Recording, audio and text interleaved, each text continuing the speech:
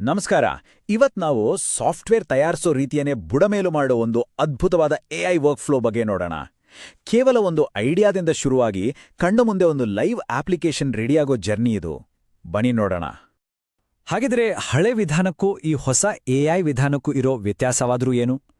ಸಾಂಪ್ರದಾಯಿಕ ವಿಧಾನದಲ್ಲಿ ನೋಡಿ, ಪ್ರತಿಯೊಂದು ಹಂತನೂ ತುಂಬಾ ಸಮಯ ತಿನ್ನುತ್ತೆ, ಎಲ್ಲವನ್ನೂ ಕೈಯಲ್ಲೇ ಮಾಡಬೇಕು. ಆದರೆ ಈ ಹೊಸ ಎಐ ಚಾಲಿತ ಪ್ರಕ್ರಿಯೆಯಲ್ಲಿ ಎಲ್ಲವೂ ಫಾಸ್ಟ್. ಕೇವಲ ಒಂದು ಪ್ರಾಂಪ್ಟ್ ಅಷ್ಟೇ, ಮಿಕ್ಕಿದ್ದೆಲ್ಲ ಎಐ ನೋಡ್ಕೊಳ್ಳುತ್ತೆ. ಇದರಿಂದ ಸಮಯ, ಶ್ರಮ ಎರಡೂ ಉಳಿಯುತ್ತೆ. ಈ ಇಡೀ ಪ್ರಕ್ರಿಯೆನ ನಾವು ಹಂತ ಹಂತವಾಗಿ ನೋಡೋಣ. ಮೊದಲು ಡಿಸೈನ್ ಮತ್ತೆ ಕೋಡಿಂಗ್ ನಡುವೆ ಯಾಕೆ ಅಂತರ ಇದೆ ಅಂತ ಅರ್ಥ ಮಾಡ್ಕೊಳ್ಳೋಣ. ಆಮೇಲೆ ಪ್ರಾಂಪ್ಟ್ ಬಳಸಿ ಡಿಸೈನ್ ಮಾಡೋದು, ಅದನ್ನ ಲೈವ್ ಆ್ಯಪ್ ಆಗಿ ಬದಲಾಯಿಸೋದು, ಎಐಯಿಂದನೇ ಗುಣಮಟ್ಟ ಪರೀಕ್ಷೆ ಮಾಡೋದು, ಹೀಗೆ ಕೊನೆಗೆ ಈ ಹೊಸ ವರ್ಕ್ಫ್ಲೋ ಭವಿಷ್ಯವನ್ನ ಹೇಗೆ ಬದಲಾಯಿಸ್ಬೋದು ಅಂತನೂ ನೋಡೋಣ. ಸರಿ, ಹಾಗಿದ್ರೆ ನಮ್ಮ ಮೊದಲನೇ ವಿಷಯಕ್ಕೆ ಬರೋಣ. ಡಿಸೈನರ್ಸ್ ಮತ್ತೆ ಡೆವಲಪರ್ಸ್ ಇಬ್ರಿಗೂ ಒಂದು ದೊಡ್ಡ ತಲೆನೋವಿದೆ. ಅದೇನಂದ್ರೆ ಡಿಸೈನ್ ಟು ಕೋಡ್ ಗ್ಯಾಪ್. ಅಂದ್ರೆ ಸುಂದರವಾಗಿರೋ ಒಂದು ಡಿಸೈನನ್ನ ನಿಜವಾಗ್ಲೂ ಕೆಲಸ ಮಾಡೋ ಸಾಫ್ಟ್ವೇರ್ ಆಗಿ ಪರಿವರ್ತಿಸೋದು. ಅಂದ್ರೆ ಸಮಸ್ಯೆ ಏನು ಅಂತ ಸ್ಪಷ್ಟವಾಗಿ ಹೇಳಬೇಕಂದ್ರೆ, ಡಿಸೈನರ್ಸು ತುಂಬಾ ಕ್ರಿಯೇಟಿವ್ ಆಗಿ ಒಂದು ಡಿಸೈನ್ ಮಾಡ್ತಾರೆ, ಆದರೆ ಅದನ್ನ ಕೋಡ್ ಆಗಿ ಬದಲಾಯಿಸೋದು ಅಷ್ಟು ಸುಲಭವಲ್ಲ. ಇದು ತುಂಬಾನೇ ನಿಧಾನ, ದುಬಾರಿ ಕೂಡ. ಅಷ್ಟೇ ಅಲ್ಲ, ಮಧ್ಯದಲ್ಲಿ ತಪ್ಪುಗಳಾಗೋ ಸಾಧ್ಯತೆನೂ ಜಾಸ್ತಿ. ಈ ಹೊಸ ವರ್ಕ್ಫ್ಲೋ ಈ ಸಮಸ್ಯೆಗೇನೆ ಒಂದು ಪರಿಹಾರ. ಹಾಗಿದ್ರೆ ಮೊದಲನೇ ಹೆಜ್ಜೆ ಏನು? ನಮ್ಮ ತಲೆಯಲ್ಲಿರೋ ಐಡಿಯಾಗೆ ಒಂದು ರೂಪ ಕೊಡೋದು. ಇಲ್ಲೇ ನೋಡಿ, ನಮ್ಗೆ ಗೂಗಲ್ ಸ್ಟಿಚ್ ಅನ್ನೋ ಟೂಲ್ ಸಹಾಯಕ್ಕೆ ಬರುತ್ತೆ. ಇದೇ ನಮ್ಮ ಸೃಜನಶೀಲ ಪಯಣದ ಮೊದಲ ಹೆಜ್ಜೆ. ಹಾಗಿದ್ರೆ ಏನಿದು ಗೂಗಲ್ ಸ್ಟಿಚ್? ಸಿಂಪಲ್ ಆಗಿ ಹೇಳೋದಾದ್ರೆ ಇದೊಂದು ಎಐ ಟೂಲ್. ನಮ್ಮ ಆಪ್ ಹೀಗಿರ್ಬೇಕು ಅಂತ ನಾವು ಬರೀ ಟೆಕ್ಸ್ಟ್ನಲ್ಲಿ ಹೇಳಿದ್ರೆ ಸಾಕು, ಅದು ತಕ್ಷಣಕ್ಕೆ ನಮಗೆ ಪ್ರೊಫೆಷನಲ್ ಆಗಿರೋ ಡಿಸೈನ್ಗಳನ್ನ ರೆಡಿ ಮಾಡಿಕೊಡುತ್ತೆ. ಸ್ಟಿಚ್ನಲ್ಲಿ ಡಿಸೈನ್ ಮಾಡೋದು ಅಂದ್ರೆ ತುಂಬಾನೇ ಸುಲಭ. ನೋಡಿ, ಮೊದಲಿಗೆ ನಮಗೆ ಬೇಕಾದ ಆಪ್ ಬಗ್ಗೆ ಒಂದು ಪ್ರಾಂಪ್ಟ್ ಬರೀಬೇಕು. ಆಮೇಲೆ ಜೆಮಿನಿ ಅಂತಹ ಒಂದು ಪವರ್ಫುಲ್ ಮಾಡೆಲ್ ಸೆಲೆಕ್ಟ್ ಮಾಡಬೇಕು. ಕ್ಲಿಕ್ ಮಾಡಿದ ತಕ್ಷಣ ಸ್ಟಿಚ್ ನಮಗೆ ಡಿಸೈನ್ ಸಿಸ್ಟಮ್ ಸಮೇತ ಪ್ರಮುಖ ಸ್ಕ್ರೀನ್ಗಳನ್ನು ರೆಡಿ ಮಾಡಿಕೊಡುತ್ತೆ. ಒಂದ್ವೇಳೆ ಏನಾದ್ರೂ ಬದಲಾವಣೆ ಬೇಕು ಅಂದ್ರೆ ಅದಕ್ಕೂ ಮತ್ತೆ ಪ್ರಾಂಪ್ಟ್ಸ್ ಬಳಸಬಹುದು. ಓಕೆ, ಡಿಸೈನ್ ರೆಡಿ ಆಯ್ತು. ಈಗ ಬರುತ್ತೆ ನೋಡಿ ಅಸ್ಲಿ ಮಜಾ. ನಾವು ಮಾಡಿದ್ದ ಡಿಸೈನ್ಗೆ ಜೀವ ತುಂಬೋದು. ಇಲ್ಲಿ ನಮಗೆ ಎರಡನೇ ಟೂಲ್ ಆಂಟಿಗ್ರಾವಿಟಿ ಸಹಾಯ ಮಾಡುತ್ತೆ. ಇದು ಬರೀ ಡಿಸೈನ್ ಆಗಿದ್ದನ್ನ ನಿಜವಾಗ್ಲೂ ಕೆಲಸ ಮಾಡೋ ಆಪ್ ಆಗಿ ಬದಲಾಯಿಸುತ್ತೆ. ಏನಿದು ಆಂಟಿಗ್ರಾವಿಟಿ ಅಂದ್ರೆ? ಇದೊಂದು ಎಐ ಕೋಡಿಂಗ್ ಅಸಿಸ್ಟೆಂಟ್. ಇದು ಸ್ಟಿಚ್ನಿಂದ ಡಿಸೈನ್ ಫೈಲ್ಗಳನ್ನ ತಗೊಂಡು ಅದನ್ನ ಪೂರ್ತಿಯಾಗಿ ಅರ್ಥ ಮಾಡಿಕೊಂಡು ಅದಕ್ಕೆ ಬೇಕಾದ ಕೋಡ್ ಬರೀತೆ. ಅದು ಬರೀ ಕೋಡಲ್ಲ, ಪ್ರೊಡಕ್ಷನ್ಗೆ ರೆಡಿಯಾಗಿರೋ ಕೋಡ್. ಈ ಎರಡು ಪವರ್ಫುಲ್ ಎಐ ಟೂಲ್ಗಳನ್ನ ಒಟ್ಟಿಗೆ ಕೆಲಸ ಮಾಡ್ಸೋಕೆ ಒಂದು ಸಿಂಪಲ್ ಸೆಟಪ್ ಇದೆ. ಸ್ಟಿಚ್ನಿಂದ ಒಂದು ಎಪಿಐ ಕೀ ತಗೊಂಡು ಅದನ್ನ ಆಂಟಿಗ್ರಾವಿಟಿಯಲ್ಲಿ ಪೇಸ್ಟ್ ಮಾಡಿದ್ರೆ ಅಷ್ಟೇ, ಎರಡೂ ಕನೆಕ್ಟ್ ಆಗ್ಬಿಡುತ್ತೆ. ನೋಡಿ, ಈ ಇಡೀ ಪ್ರಕ್ರಿಯೆಯ ಸೌಂದರ್ಯ ಇರೋದೇ ಈ ಸರಳತೆಯಲ್ಲಿ.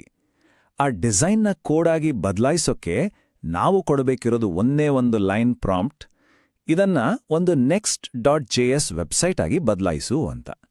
ಇದಕ್ಕಿಂತ ಸುಲಭನೇನ್ ಬೇಕು ಅಲ್ವಾ? ಫಲಿತಾಂಶ ಇಲ್ಲೇ ಇದೆ ನೋಡಿ. ಇದು ನಿಜಕ್ಕೂ ಅದ್ಭುತ. ಎಡಗಡೆ ಸ್ಟಿಚ್ನಲ್ಲಿ ಎಐ ಮಾಡಿದ ಡಿಸೈನ್ ಸ್ಕ್ರೀನ್ಗಳು, ಬಲಗಡೆ ಆಂಟಿಗ್ರಾವಿಟಿ ಅದನ್ನೇ ಲೈವ್ ವರ್ಕಿಂಗ್ ವೆಬ್ಸೈಟ್ ಆಗಿ ಮಾಡಿರೋದು. ಡ್ಯಾಶ್ಬೋರ್ಡ್, ಕಾಂಟ್ಯಾಕ್ಟ್ಸ್ ಪೇಜ್ ಎಲ್ಲವೂ ಪರ್ಫೆಕ್ಟ್ ಆಗಿ ಮ್ಯಾಚ್ ಆಗ್ತಿದೆ. ಮೂಲ ವಿಡಿಯೋದಲ್ಲಿ ಹೇಳಿದ ಹಾಗೆ ಈ ವರ್ಕ್ಫ್ಲೋ ನಿಜಕ್ಕೂ ಚಿನ್ನದ ಹಾಗೆ ಅಲ್ವಾ? ಒಂದೇ ಒಂದು ಪ್ರಾಂಪ್ಟ್ನಲ್ಲಿ ಒಂದು ಡಿಸೈನ್ ಪೂರ್ತಿ ವೆಬ್ಸೈಟ್ ಆಗಿ ಬದಲಾಗುತ್ತೆ ಅಂದ್ರೆ ಅದು ಸಾಮಾನ್ಯವಾದ ವಿಷಯ ಅಲ್ಲ. ಸರಿ, ಆಪ್ ರೆಡಿ ಆಯಿತು. ಆದ್ರೆ ಅದು ಪರ್ಫೆಕ್ಟ್ ಆಗಿದೆಯಾ? ಅದರಲ್ಲಿ ಏನಾದ್ರೂ ಬಗ್ಸ್ ಇದೆಯಾ? ಇದನ್ನ ಚೆಕ್ ಮಾಡೋದು ಹೇಗೆ? ಇಲ್ಲೇ ನೋಡಿ, ನಮ್ಮ ಮೂರನೇ ಟೂಲ್ ಟೆಸ್ಟ್ ಸ್ಪ್ರೈಟ್ ಚಿತ್ರಕ್ಕೆ ಬರುತ್ತೆ.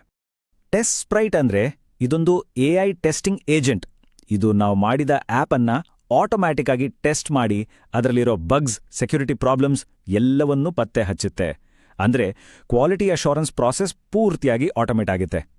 ಇಲ್ಲಿ ನೋಡಿ, ಆಟೋಮೇಟೆಡ್ ಟೆಸ್ಟ್ನ ರಿಸಲ್ಟ್ಸ್ ಕಾಣ್ತಾ ಇದೆ. ಟೆಸ್ಟ್ ಸ್ಪ್ರೈಟ್ ಒಟ್ಟು 5 ಟೆಸ್ಟ್ಗಳನ್ನ ಮಾಡಿದೆ. ಅದರಲ್ಲಿ 3 ಪಾಸ್ ಆಗಿದೆ, 2 ಫೇಲ್ ಆಗಿದೆ. ಇದರರ್ಥ ನಮ್ಮ ಕೋಡ್ನಲ್ಲಿರೋ ಕೆಲವು ತೊಂದರೆಗಳನ್ನ ಎಐ ಕರೆಕ್ಟಾಗಿ ಕಂಡಿಡಿದಿದೆ ಅಂತ. ಹಾಗಿದ್ರೆ ಎಐ ಯಾವ ತರಹದ ಸಮಸ್ಯೆಗಳನ್ನ ಕಂಡಿಡ್ದಿದೆ ನೋಡಿ. ಆಡ್ ಡೀಲ್ ಫೀಚರ್ ಸರಿಯಾಗಿ ಕೆಲಸ ಮಾಡ್ತಿಲ್ಲವಂತೆ, ಮತ್ತೆ ಕಾಂಟ್ಯಾಕ್ಟ್ ಟೇಬಲ್ನಲ್ಲಿ ಕೆಲವು ಮುಖ್ಯವಾದ ಫೀಲ್ಡ್ಗಳು ಮಿಸ್ ಆಗಿದೆ. ಇವೆರಡು ಆಪ್ ಸರಿಯಾಗಿ ಕೆಲಸ ಮಾಡಕ್ಕೆ ತುಂಬಾ ಮುಖ್ಯವಾದ ದೋಷಗಳು. ಇಲ್ಲಿರೋ ಬೆಸ್ಟ್ ಪಾರ್ಟ್ ಏನ್ ಗೊತ್ತಾ? ಈ ಪ್ರಕ್ರಿಯೆ ಕೇವಲ ಸಮಸ್ಯೆಗಳನ್ನ ಕಂಡಿಡೋದಿಕ್ಕೆ ಸೀಮಿತವಾಗಿಲ್ಲ. AI ಕೊಟ್ಟ ಈ ಟೆಸ್ಟ್ ರಿಪೋರ್ಟನ್ನು ಬಳಸಿ ಆ ದೋಷಗಳನ್ನು ಆಟೋಮ್ಯಾಟಿಕ್ ಆಗಿ ಸರಿಪಡಿಸೋಕ್ಕೂ ಸಾಧ್ಯ ಇದೆ. ಹಾಗಿದ್ರೆ ಈ ಇಡೀ ವರ್ಕ್ಫ್ಲೋವನ್ನ ಒಟ್ಟಿಗೆ ನೋಡಿದಾಗ ಸಾಫ್ಟ್ವೇರ್ ತಯಾರಿಸೋ ಭವಿಷ್ಯದ ಬಗ್ಗೆ ನಮ್ಗೇನ್ ಗೊತ್ತಾಗತ್ತೆ? ಈ ಇಡೀ ಪ್ರಕ್ರಿಯೆಯನ್ನ ಒಮ್ಮೆ ಸಂಕ್ಷಿಪ್ತವಾಗಿ ನೋಡೋಣ. ನಾವು ಶುರು ಮಾಡೋದು ಒಂದು ಐಡಿಯಾದಿಂದ. ಸ್ಟಿಚ್ ಅದಕ್ಕೆ ಡಿಸೈನ್ ರೂಪು ಕೊಡುತ್ತೆ. ಆಂಟಿಗ್ರಾವಿಟಿ ಅದನ್ನ ಕೋಡ್ ಆಗಿ ಬದಲಾಯಿಸುತ್ತೆ. ಕೊನೆಗೆ ಟೆಸ್ಟ್ ಸ್ಪ್ರೈಟ್ ಅದನ್ನ ಪರೀಕ್ಷೆ ಮಾಡುತ್ತೆ. ನೋಡಿ, ಒಂದಾದ್ಮೇಲೆ ಒಂದು ಎಷ್ಟು ಸರಾಗವಾಗಿ ಸಾಗುತ್ತೆ ಈ ಪಯಣ.